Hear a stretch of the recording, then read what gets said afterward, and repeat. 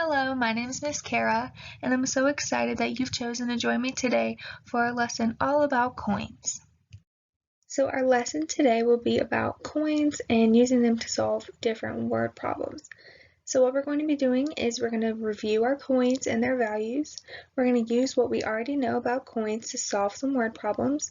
Then we're going to get to go on a shopping trip and use items from our own home. Then we're going to learn how to find the total and make change using $1. And then at the very end, you're going to complete an exit ticket.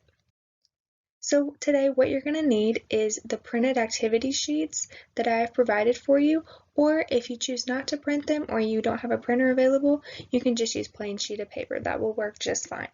You will also need a pencil with an eraser in case you make any mistakes. You're going to need some household items that I will reveal to you later. You're going to need your super smart brain and a great attitude. So let's review before we get started today. What are the US coins we use every day? Think about that real quick. The first one that we're going to review is the penny. The penny is worth 1 cent, and the penny is the only copper coin. The next one we're going to review is the nickel. The nickel is worth 5 cents, and the nickel is the only coin to be called what it is actually made of. The next coin is the dime. The dime is worth 10 cents, and the dime is the smallest US coin. The last coin is the quarter. The quarter is worth 25 cents, and the quarter has the face of the first US president on it, George Washington. We already know that some money is in the form of coins. Can you tell me another form of money? Pause and think about that for a second. If you said dollar or dollar bill, you are correct.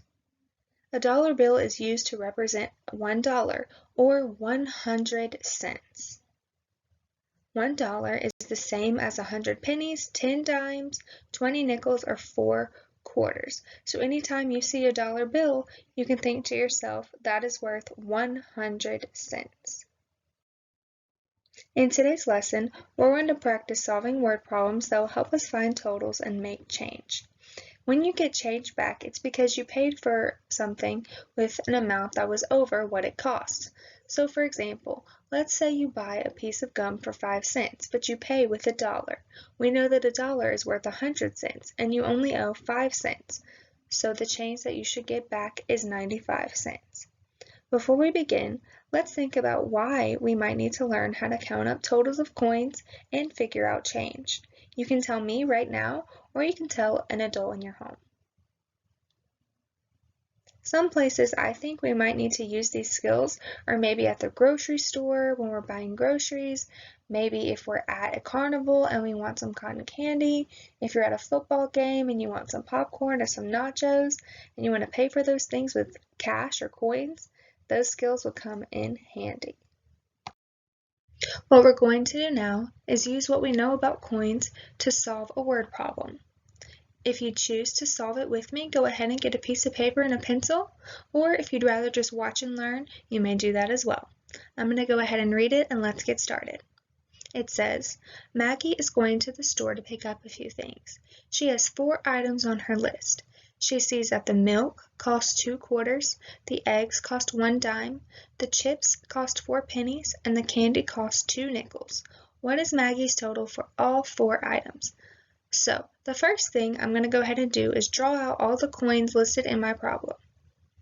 I drew out 2 quarters worth 25 cents each, 1 dime worth 10 cents, 4 pennies worth 1 cent, and 2 nickels worth 5 cents. I'm going to go ahead and solve this now. The way I chose to solve it was through writing it out through addition. If you choose to add by counting up each group of coins, that is another way you may do that. But I'm going to go ahead and show you how I did it. So the first thing I did was add up my 2 quarters with 25 cents each. 25 plus 25 equals 50. Make sure that when you're adding, you carry over to the tens place. The next thing I saw was the dime and the 2 nickels. I know that 5 plus 5 equals 10, and 10 plus 10 equals 20. So I went ahead and added that to my 50 cents. 50 plus 20 equals 70, but I'm not done yet. I need to make sure that I don't forget to add my pennies. So what I did was I knew that 4 pennies, 4 ones equals 4. So I added 70 plus 4 equals 74 cents. That's my total, so I went ahead and wrote that out in my blank. Maggie's total is 74 cents. I made sure to include a capital letter, a period, and the cent symbol when I wrote out my answer. Maggie's shopping trip isn't quite over yet. We know that she owes 74 cents, but how much change does she get back? Let's read the rest of the problem to figure that out. It says, Maggie is ready to pay for her items. She owes 74 cents. She's going to pay with $1. How much change should Maggie get back? So the first thing we need to do is determine, does this problem require addition or subtraction? If you said subtraction, you are correct. We know that Maggie's going to give the store $1, but they're going to take away 74 cents. That's how we know that it's subtraction. Maggie's going to pay with $1, remember? In order to solve this problem, we need to turn the dollar into cents. How many cents is $1? If you said 100, you are correct. Great job. So I'm going to go ahead and solve our problem. We're going to do $1 or 100 cents and take away 74 cents so that Maggie can pay for her items. The first thing we're going to do is go ahead and go subtract in the ones place. 0 take away 4. Can we do that? No. So we need to turn that 0 into a 10 and borrow from the tens place. When we go over to the tens place, we see that that number is also a 0, and we can't borrow from 0. So we need to go ahead and turn that into a 10 and borrow from the hundreds place. But we have to remember that we borrowed from that 10 in the tens place in order to borrow into the ones place. So we have to take away 1 from that 10 and turn it into a 9. Now we're ready to subtract. 10 take away 4 is 6, and 9 take away 7 is 2. So we know that Maggie should get 26 cents back. Remember that shopping trip I told you about? Let's get ready to go. What you're going to need are these 3 activity sheets printed, or you may pause the video on the following slides, use a piece of paper that you already have and a pencil, and follow along. So what you're going to do is choose 2 to 5 items from the list of items I have on the shopping list. You will see that each item has a picture and a price. What you're going to do is choose your number of items between 2 and 5 and fill in the word problem. You're also going to include your name in the blanks and write out all of the items you chose on your list. At the very bottom where it says answer in a complete sentence, wait to do that part till the very end. This is my example word problem. If you have chosen not to print my examples, please pause the video at this time so that you may follow along. My problem reads, Miss Kara went to the store to pick up a few things. There were 4 items on their list. Miss Kara bought chips, toilet paper, bottled water, and a ball. After Miss Kara had finished shopping, the cashier rang up the total cost for all items purchased. How much did all 4 items cost? Notice that I left this part blank where it says answer in a complete sentence because we're going to finish that later. So what I did was use my completed word problem to fill in this activity sheet right over here.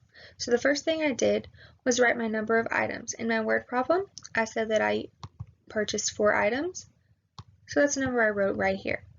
In each of these little bullet points, I wrote out each item I chose to purchase and how much they cost. Over here where it says draw, I drew out how much I would need to pay for each item. The chips 5 cents, the toilet paper 20 cents, the bottled water 2 cents, and the ball 10 cents. Then I added up all of the coins in the way that I saw easiest. If you choose to add up your coins a different way, you may do that. Any way works as long as you get the right answer.